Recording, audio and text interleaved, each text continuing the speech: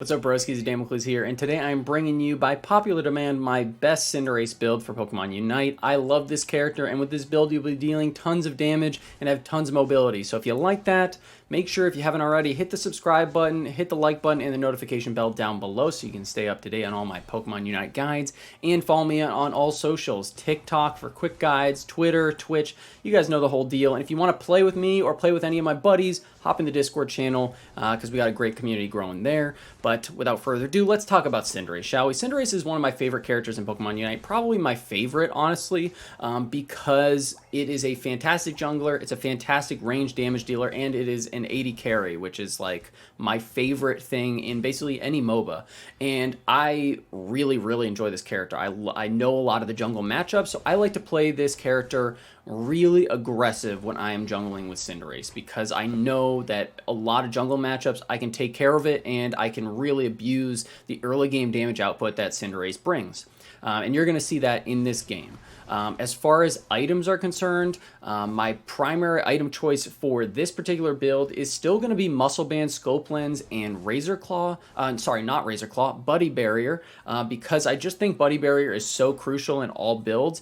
And I experimented a lot with going double crit with the Scope Lens and the Razor Claw, and I just don't find it to be as effective with this particular build as Muscle Band is. So those are the items that I run with this build. You can see I like to go super aggressive and try to counter jungle the enemy jungle camps whenever possible, when I'm playing any jungler, but especially Cinderace, because I know those matchups, and this is going to put me way far ahead in XP, like really far ahead in XP. And you're going to see this Sylveon comes back and they rotate to their jungle camps way too late.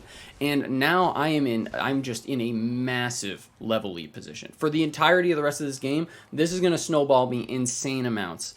Because you guys need to, I say this in every video, I say it in every video, but like denying enemy XP camps is like one of the best things you can do in Pokemon Unite.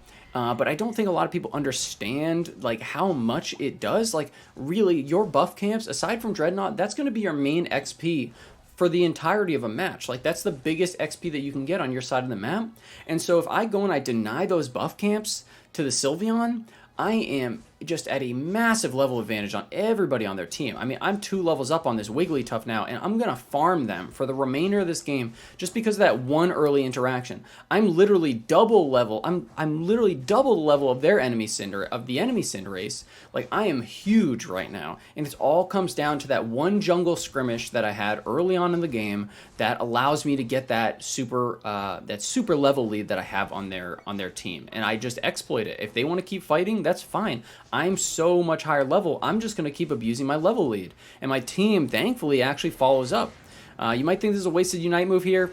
I don't. I like to be super aggressive with Cinderace. If I can go and just destroy their morale, like early on when we're going for Dreadnought, I'm going to do it, right? And you can see their Greedent comes over, tries to take this, stop all damage onto the Dreadnought, and immediately focus the Greedent. And again, this XP lead just snowballs from here. I am huge. As far as the moveset is concerned, sorry, I skipped over that a little bit. I'm going Pyro Ball and Flame Charge with this build. I think that the old build of Blaze Kick and Feint was super solid. They have since modified Cinderace a little bit. They nerfed it a little bit. They've changed Feint a slight amount, and I'm really enjoying this hyper mobility playstyle of Flame Charge plus Pyro Ball. It allows you to have so much more mobility during team fights. It gives you so much more chase down potential and kite potential. And if you're like a newer player, it's very forgiving because you basically have an extra eject button on a really short cooldown. But also, as you improve your skills, you're going to see this build pay off even more. It's going to have massive dividends because of that extra mobility. You're going to be able to position in team fights and avoid damage a lot easier. You don't have that invulnerability like Feint does, so you need to be careful of things like Zeraora Unite move, but you do have so much more mobility in order to actually navigate team fights or chase people down. And for those of you that aren't aware of the Pyro Ball Flame Charge interaction, basically, Pyro Ball is just a massive long-range nuke. It can go through multiple people, so you'll see me reposition constantly in this game to try and land Pyro Ball on multiple enemies because it's a huge crit.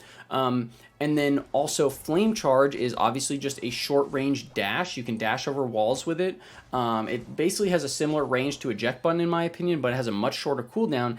And if you use Flame Charge and then you Pyro Ball and you land the Pyro Ball is actually going to reduce the cooldown of Flame Charge even further, which is going to make it so you can really reposition in team fights and really chase people down. You can see the enemy team a little bit too late trying to counter jungle me now that I've stolen their buff camps like 3 times this game, and they're going to pay for it. This Cinderace, I'm so much higher than the Cinderace right now. I'm untouchable for the rest of this game, basically, from this enemy team. But you want to use that Pyro Ball Flame Charge interaction when you can in team fights to constantly be repositioning and going after the enemy carries, but also just protecting yourself. You want to get out of range of all those melee characters and focus down the priority targets. Cinderace is really, really great for that. We run Buddy Barrier because just in case you get into some interesting positions, like here, for example, I'm super far ahead, but if I like to style on people once I'm ahead, so if I get into a hairy situation, I want to be able to have that extra shielding from the Unite move and from Buddy Barrier to be able to go and make those 1v2 outplays or 2v4 outplays. And you can see how much of a role that plays in this game as well. As far as the items are concerned, I already talked about it a little bit. If you wanted to go a full damage build, you could go Muscle Band, Scope Lens, and Razor Claw for some real massive damage output, because Razor Claw is going to be proccing off of every single time you drop that Flame Charge or you hit that Pyro Ball. You notice that reposition there to hit both of them. The damage output is just ridiculous with this build. It really is, because you're just constantly resetting your own cooldowns. But as I was saying, Razor Claw, it's going to go and it's going to proc whenever you're using Flame Charge and when you're using Pyro Ball, and because you can reset the cooldowns of each, you get some really solid value out of Razor Claw. It's just, in my testing, when I was trying to go just like Buddy Barrier, Razor Claw plus Scope Lens, I wasn't getting the same level of sustained damage output from the character, so I ended up swapping back to just the Muscle Band Scope Lens build, and I think that it's just a more reliable choice when you're playing Cinderace, especially in this way. But overall, phenomenal jungle character right now. Really just an amazing AD carry all around. We managed to snipe the Wigglytuff over there. This Greedent's trying to cheese me with the Belch, but thankfully this Eldegoss is staying with me and keeping me topped up. I'm also able to dodge some of the stuff because I've got Flame Charge. You really just want to be abusing your range and your mobility, because melee characters, they're going to have a real hard time getting on top of you. This Wigglytuff right here looks like it's just phoning it in, because this game is, this is a pretty stompy game. Obviously, we just pushed in Rotom as well, but just putting the icing on the cake, we're going to go and get this last Dreadnought for the team before Zapdos spawns. I'm 4 levels up on my own teammates in some circumstances. You can just see how much of a difference it makes when you go and you poach some of the enemy jungle camps. It's a really massive difference. You can see how I'm playing this team fight here. I land the Pyro Ball into multiple people, and then I'm using that Flame Charge in order to try and reposition and try and chase down people, because something that I might not have mentioned before is that once you Flame Charge, your first basic attack after that is going to slow the target, which makes it even easier to kite people when you are trying to chase them down or when they're trying to chase you down, right? So overall, the build is just really good at everything. The one weakness that I will mention again is that you don't have that immediate invulnerability that Feint provides you, so you do need to be able to have some awareness in dodging stuff that you can dodge, and using your Buddy Bearer and your Ignite move in a defensive way as well as an offensive way to make up for that lack of actual invincibility. You can kind of make some pseudo invincibility with mobility and Buddy Bearer, if that makes sense. But this character is insane right now, guys. You guys are going to love this build. The damage output is ridiculous. With that Pyro Ball being able to go through multiple people and crit, it's just insane. We end up with the game with 23 kills, 7 assists. These were real players, not bots, as you can see. I click all the names because that's just how I roll. But it was a really fun game. My team actually played really well, scored a lot of points. Nobody went and tried to solo Zapdos when we didn't have to. Everybody focused down the targets we needed to when Zapdos was up. And we ended up just going in and snowballing those experience leads. And that's really what Unite comes down to, guys. Remember that. Like, the only method of progression in this game, there's no gold, there's no items to purchase in-game. It comes down to XP. So make sure you abuse that early and often. I'll check the let's check the damage real quick before this video ends. As you can see, the damage output is super solid. Ended up doing 124,000 damage. Just absolutely went to town farming these guys as soon as I got that experience lead. You can see the Sylveon is still 2 levels below me.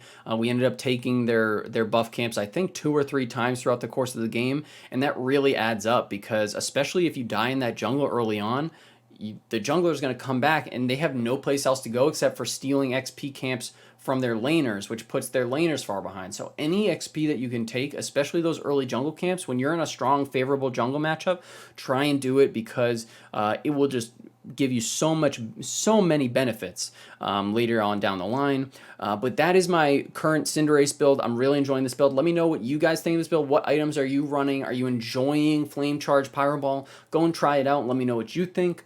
I do have a Gengar build coming tomorrow, so let me know what you think of that. Make sure you hit the notification bell. Hit the subscribe button if you haven't already. We're climbing steadily, guys, and it's all thanks to you, so I appreciate all the support, and hit the like button. But if you made it this far, please comment down below and put let's put a pyro ball in the comment section if you made it this far.